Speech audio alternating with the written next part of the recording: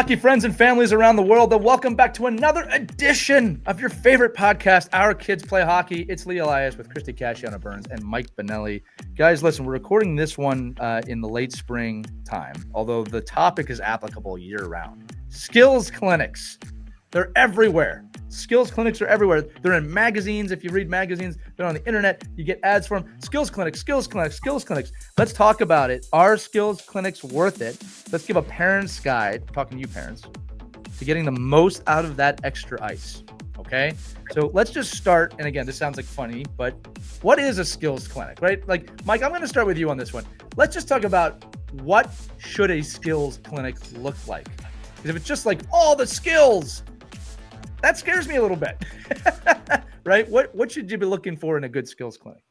Yeah, when I think some people hide the name skills clinic in just like a conditioning skate, like you're just skating hard and there's a lot of shots and passes, right? But I think a true skills clinic is when you can define it as the skill that you want to develop, and then the curriculum and the syllabus and kind of the focus is on that particular skill. So if it's a shooting clinic, or a passing clinic, or a checking clinic, whatever that skill might be, there's a focused curriculum revolved around it rather than just a total skills session, which is really just sticks and pucks.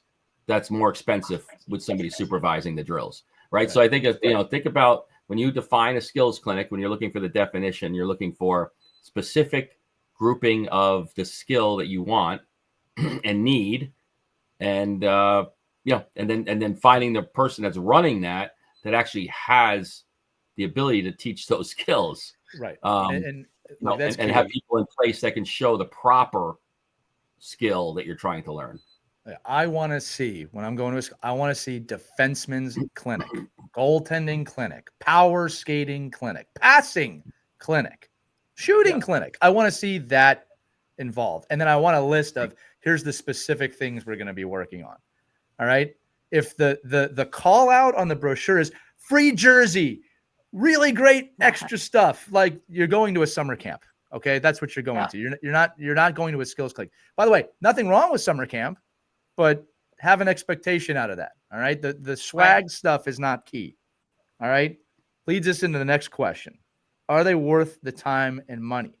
We're going to go to our resident mom, Christie Burns, on that one. Yeah. Do your homework, do your research, ask other parents about the clinic before you sign up and lose your shirt over it. Okay. So let's say, I'll take my son for an example. He was year before he wanted to try out for the high school team, going into 8th grade. And he was on a travel team. Joey wants to try out for the high school team. Great. He's got all the skills. What does he need to work on? Stick handling. We have a good stick handling clinic. There's one coming up in the spring. Check it out. Here's the contact information. We put him in that stick handling clinic. What a difference. It's kind of interesting because it's just focused on stick handling. Yeah. And it was fantastic. Huge improvement. You started to see him leading. Stand-up posture improves. His hand-eye coordination improved. He was able to carry the puck much easier. His passing was fantastic. Great improvement. What I liked about this clinic is it was a group setting, small group, one-on-one, really no place to hide. You couldn't blend in, eyes all focused on your kids. I sat in a couple of them because I was curious as to how they conducted themselves. And a lot of one-on-one with the kids. They would also videotape the kids. At the end of the session, they would show the kids, here's what you're doing wrong. Here's how you should be in. Here's where your position needs to be. Big improvement. That was definitely worth it. So, but in that case, we did our homework. We asked other parents, how is this clinic? How much does it cost? Are there enough, time with, is there going to be time with instructors? Is just going to be a bunch of kids, okay, let's see how you shoot, go up and down the ice. No. It was very good. So, yes, they can be worth the time. Yes, they can be worth your money, depending on the clinic. You're reminding me of a quick story here, Christie, that when I was probably 13 or 14, and I was a very good skater at that age. And I remember I don't know if I asked for it, if my parents did, but we went to a skating skills clinic. Okay, specifically about skating. Mm-hmm. And I was young enough to first be thinking, well, I'm pretty good at skating. Like I don't know if I'm going to get anything out of this. Right. And then I remember being, for some reason, really shocked there were no pucks on the ice when we got there. There you go. And I remember being told there's not going to be any pucks on the ice. Fantastic. And then I remember, first off, they really skated us hard, and I was getting tired. And I remember thinking, wow, I'm really tired. And then they had us start doing things that I couldn't do. And I remember, I can remember the drills. Like, and this was a long time ago. I don't love admitting that, but this is a very long time ago now. And I have never forgot those drills that I could not do. To me, right there, it was worth the investment. Right. Now, the other key point here is this, and this is going to vary from kid to kid and family to family. I wrote down what I couldn't do, and I really started to work on this on the ice when I could, or on my rollerblades at the time, or some way tried to figure out how to continue after the skills clinic to get better at the skills I couldn't do. I think that's also part of the takeaway of the ROI. People say, what's the ROI? What's my kid going to learn? Part of the ROI is what they can't do when you're done, but they know they can't do it, right? Yeah. I always say again, whether it's skills clinics or even private instructors, right? You want to uncover things that you can't do. I think there's the misconception of, I need to be leaving with something, which is also true. Don't get me wrong. Your skills should improve, but there's a lot of value in leaving with, wow, I'm not good at this thing. Right. And I need to get better. There's tremendous value in that, right? So that's another thing. Is it worth the time and money? If your kid goes in there cocky like I did and leaves with 10 questions, that was worth time and money. That was worth it. All right. Yeah. Now again, if it's something you think they should have fixed, you can remember the drills all these years. I can't believe, I didn't realize it until you brought impressive. It up.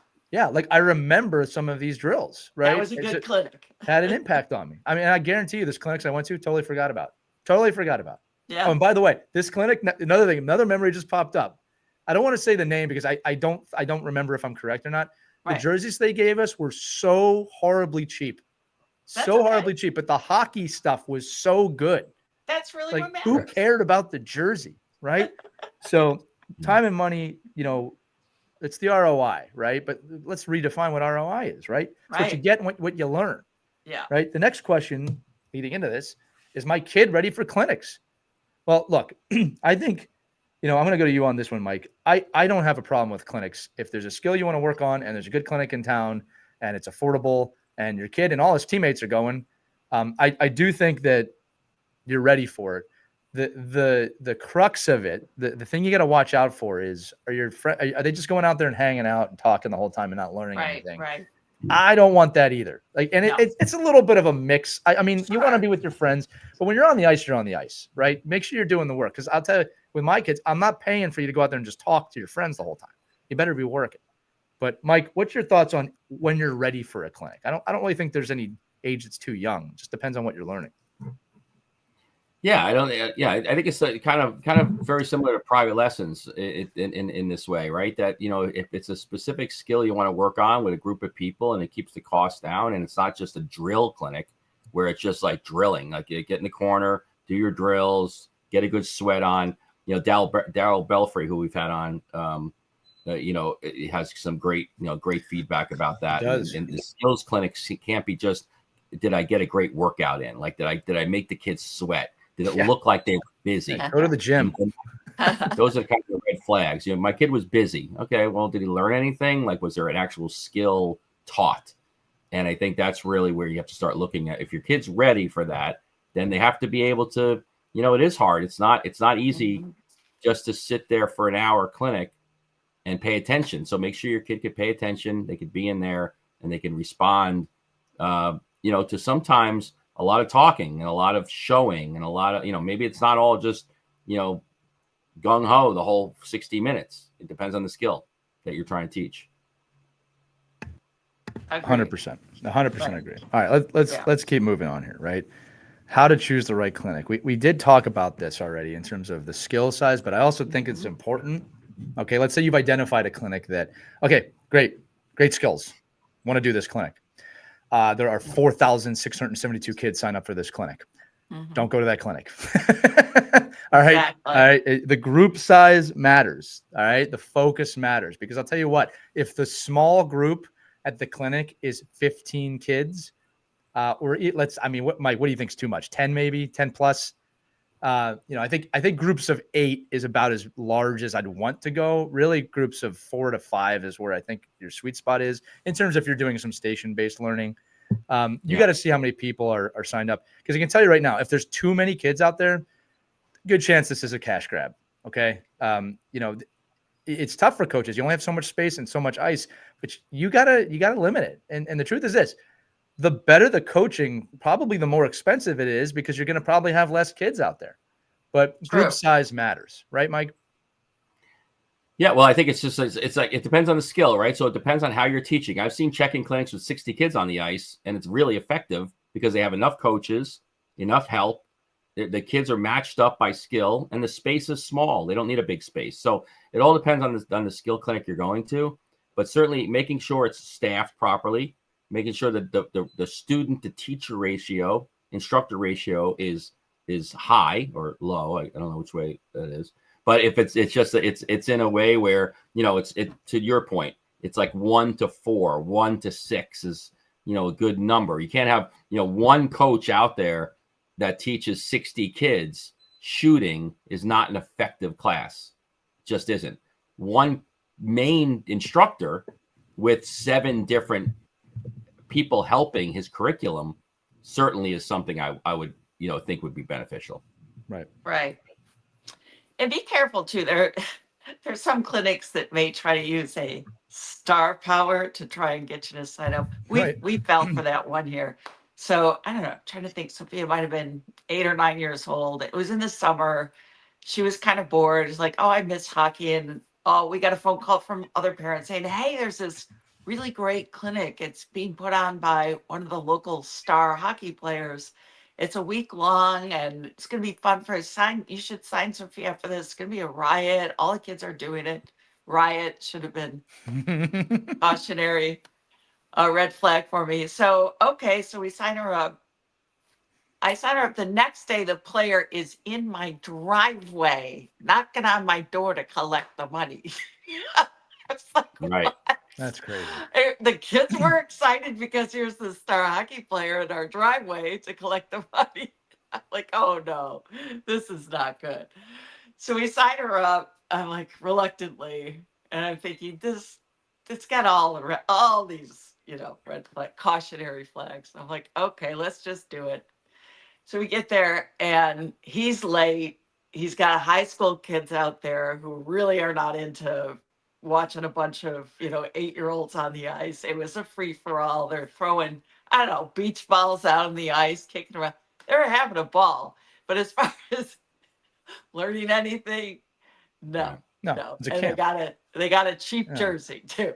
Yeah, it's an after school program is what that sounds like to me, right? Exactly. Just keep so them just occupied. be careful when you sign up for some of these that sound really fun and exciting. It might just be fun and exciting to see, but you're not really getting any and your money's worth anyway. So buyer beware. Lesson learned. We talked a lot now about what to look for. Yeah. I think we've successfully discussed how to identify a good clinic. Right. All right. Now let's talk about getting the most out of that clinic. All right. So there's going to be the on ice instruction. Okay. Hopefully you have a conversation with your kid about having an open mind, and if you can't do something you want to learn, and that there's going to be a lot of things here that you haven't seen before, and that's great. So the on ice portion, that belongs to the coaching staff. It's the after clinic time, parents. Again, no, car ride's not for coaching. We've talked about this, but maybe asking your kids at home later on, hey, what did you learn today? What did you go over today? Hopefully your kid's excited to talk about it. Hopefully your kid's excited. I learned this and I did this and I can't do this. And I always say to parents, maybe encourage them somewhere to write that down. Just document what you want to work on. Ask great questions. You'll get great answers. Well, how can we work on that at home? And maybe your kid will say, look, if we get this training aid, we can do it at home. Like that, I don't have a problem with that conversation. Like if it makes sense, right? The training aid better. Well, if we buy the newest NHL video game, I can work on my gameplay. And no, that is not what I'm looking for, right? But how do you get the most out of a clinic, right? I think you got to set expectations. You should encourage feedback at the right time. And then it's, again, reinforcing what they learn. Because I'll tell you what, with that story I told before, Christy, what I remember the drills, but I worked on these things after the clinic. And again, look, I can't tell you why I had that drive. I don't know where that comes from. I've always had it, but I worked on it after. I wanted to build on it after those takeaways. I think that's how you get the most out of it. Probably inspired you then too. Was it the instructor? Maybe You know, they were inspirational to you? I remember actually feeling uncomfortable because, again, my bubble was burst. I was the best skater on every team I'd ever been up to that point, and suddenly there's people who knew stuff I didn't know. And I think that for me, I mean, look, the instructors were great. I don't remember having a negative feeling during the instructors. Yeah. I do remember being uncomfortable that I couldn't do something. But that drove me, like there was something in me that drove me up. Well, I want to know how to do this. I just always wanted to know. Probably comes from my parents too, like just the way I was brought up. Okay. But that yearning for, I want to be better was there. Right. So I think that it's important to encourage, again, you cannot create that. You can cultivate that through good questions. It is helping your kids get that feedback. You know, what was uncomfortable today? Look, I'll ask my kids sometimes. Here's one for you guys. I'll ask my kids every once in a while, what'd you fail at today? Yeah. Just to put it on the table. Tell me something you failed at today. They don't love answering that question, but I want them to know it's okay to fail. All right. And again, parents, most likely you're watching the skills clinic. All right. You're going to see your kids falter. I'll tell you right now, I wouldn't go to your kid and be like, I saw you sucked at this thing. Right. You should work on that. Right? No kid wants to hear that. All right. Which it's just how you approach that. It's like, hey, you know what? That drill looked really hard. Period. They'll probably talk with you about it then. Right. Okay. And go back to when they first started skating and they fall down and they get mad at themselves. I'm so mad I fell. No, that's good. That's good. It means you're learning. Falling is good at this point. Yeah. I was just talking to a Pick yourself mom. back up and keep going. Yeah. Just talking to a mom whose kids in learn to play, right? Which is essentially a clinic. Right. And the younger of the two children was crying on the ice. And when they went up to her, they thought, oh, she's not doing well with skating. Right. And it was actually because she couldn't keep up. Like she wanted to keep up with everybody. And the question was posed, like, should I pull her off the ice? I said, no, leave them on the ice. Are you kidding? Let them chase. This is how you learn. This is how you grow. Learn. All right. So parents are so quick, right? To fix everything. Let me help. And, no, deal with it. Alone. Deal with it. You know how many skaters, but I'll just say this real quick. I'll throw it to Mike. Some of the fastest skaters I've ever met are younger siblings, because they chase down their older siblings. Some of the best goalies ever, we talk about this, are goalies because they were the youngest and they got thrown in the net. Yeah. You got to let it play out. Let it play out. Let it play out. Mike, how do you get the most out of a clinic? Yeah, well, number one, Christie says this all the time, and I think we need to, listen to that advice, is do your homework. Don't, really be conscious of, if you want to get a lot out of the clinic, then sign up for the right clinic. So I think it's just a matter of knowing, what the clinic is, when it is, and how it does it fall like within the season. Is it during the season? Is it out of the season? Hockey I know is year round at this point, but is it, is it benefiting my child in the role that they're asked to play right now, or is it something better off, kick can down the road a little bit and do it when they're not overwhelmed with their other 5-day-a-week commitment to hockey? So it's all just a matter of, really looking, a good clinic to me is something that teaches a skill that you need and inspires you to want to continue to learn that skill. I love it, man. Right. And just be careful not to load up your kids in the summer. We talk about this all the time. Even NHLers take a break during the summer. Don't load your kids up with clinics all summer long. Give them some time to breathe and to enjoy other sports. How many times have we talked about the benefits of a multi-sport athlete? Let them have a chance to be a kid and play. Don't load them up in the summertime. Yeah, Christy, I'll say this on that note real quick, and then we'll kind of go to our final section here. There's so many parents and so many kids too that kind of jump right into spring league. And again, I don't want to crap on spring league. I don't. All right. Because I when I was older, especially when I was older, late teens, I loved it. I really did. Because it was kind of a let loose, put your hair down time with your friends, just to have fun out there. But I was a young adult at that time. Sure. When I see it with like the squirt and peewee. Yeah. I don't find many parents and kids after spring league that go, "Oh, that was great. I No. love that." You know what they say is like, "We probably should have taken a break." Yeah. And Every again, time. yeah, because here's Yeah. the thing. I don't know if it's FOMO or what, but it's just you're in the season, right? And it's just such a grind. And then it really does abruptly end. And I think that, the camaraderie, there's a lot of positives that happen during the season, Sure. the family that you're with. You want it to continue. You don't want it to end.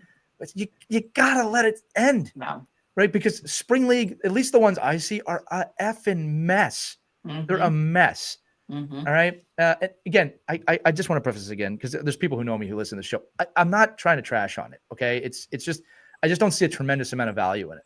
Mm-hmm. Okay. That's me personally. You can feel free to Right. disagree. Summer league, a little bit of a different thing. Okay. If you haven't played spring league, now you've had some time off. All right. That one makes a little more sense to me, but that's if your kid Sure. wants to do it. All right. Final thoughts here. Okay. I do want to talk about this, right? It's keeping the big picture in mind, right? It's how is a clinic going to help you accomplish your big goal, right? Whatever that big goal is. I want to play in the NHL, the PWHL. I want to play college hockey. I just want to get better. How is it going to help you accomplish your big goal? That's probably a conversation you should have with your kids, because when they go into the clinic, you want them to have that perspective too. And parents, look, I'm often surprised myself, and Christie, I'm like, you can actually probably talk to this more than I can, but my kids hear me more than I think they do, right? The problem is they often share that knowledge when I'm not around, and it gets back to me. I can't tell you how many times I've got calls from teachers like, "Oh, your son's doing this team building stuff." I get that. And I was like, "He is?" He's doing it. And I'll ask him. He's like, "Well, yeah, I'm always watching you do it." Right. Or I'll see my kids coaching somebody else, which I try and tell them, you don't have to do that yet. Okay. So just the big picture in mind, right? Let's go around the horn here and then we'll close this out. Mike, I'll let you go. I let you have the first one in this one, so Christie gets the last one. But what are your thoughts on the big picture, for skills clinics and hockey parents? Yeah, I think pick and choose what you need and when, and think about how it enhances your player's season. If you can think about, what are the things you can add in that fit into your schedule, and they can enhance maybe what you're not getting. And this might be more of a negative on the youth programs, but that you're in season team. But if you feel like you're missing something from your coach and you're missing something from the organization, that it's a great way to fill that gap. But you must do it in the context of, is it really benefiting my player? Is it allowing them the proper rest and work ratio? Is it inspiring to want to come back and learn more? And if you can do those things, then I think you're barking up the right tree for the right reasons for clinics. Love it, Yeah, exactly. Yeah. Is it benefiting them or is it going to burn them out? Is it worth the investment? Because it really is kind of an investment if you think about it. You're spending time, money, energy for a whole week devoting to this clinic, making sure that the instruction is a good level, quality instructors, that there's enough staff, the ratio is proper with the instructor and the kids. So if all of those elements and it checks all those boxes, then yeah, do it. But if you're just doing it because everybody else is doing it and your kid's really not going to benefit, your kid doesn't want to do it, take it right off your list of things to do. Take it right off. And you're not missing out. Don't have the fear of missing out. Embrace the joy of missing out. Embrace JOMO. Okay? There's a new one for you. JOMO. The We're gonna have to put that. Missing out. JOMO, everybody. We're gonna get that T-shirt made for you, Christie. That's the JOMO T-shirt. No, great points by everybody. Look, I'll just say this too, Christie. Hockey's already expensive enough. So if you're gonna do this right, make sure that you know what you're doing. And if not, the JOMO is there for you. The JOMO. The JOMO. All right, gang. Listen, great episode. Parents, again, hope we gave you some just great insight to kind of ask the questions of, is something worth it, or help you at least have a guide here of how to approach a skills clinic. Above all, kids got to love the game. Got to enjoy the game, got to enjoy the aspects of it, and hard work should be part of that equation, and that's what skills clinics should build for you. Build that toolbox. All right. If you have any questions, comments, thoughts, You agree, you disagree, email us, team@ourkidsplayhockey.com, or click the box accompanying this episode in the description. You can text this directly. All right. Otherwise, enjoy your hockey. Enjoy your time. We'll see you on the next episode of Our Kids Play Hockey, everybody. For Christie Casciano Burns and Mike Benelli, I'm Lee Elias. So long. We hope you enjoyed this edition of Our Kids Play Hockey. Make sure to like and subscribe right now if you found value wherever you're listening, whether it's a podcast network, a social media network, or our website, ourkidsplayhockey.com. Also, make sure to check out our children's book, When Hockey Stops, at whenhockeystops.com. It's a book that helps children deal with adversity in the game and in life. We're very proud of it. But thanks so much for listening to this edition of Our Kids Play Hockey, and we'll see you on the next episode.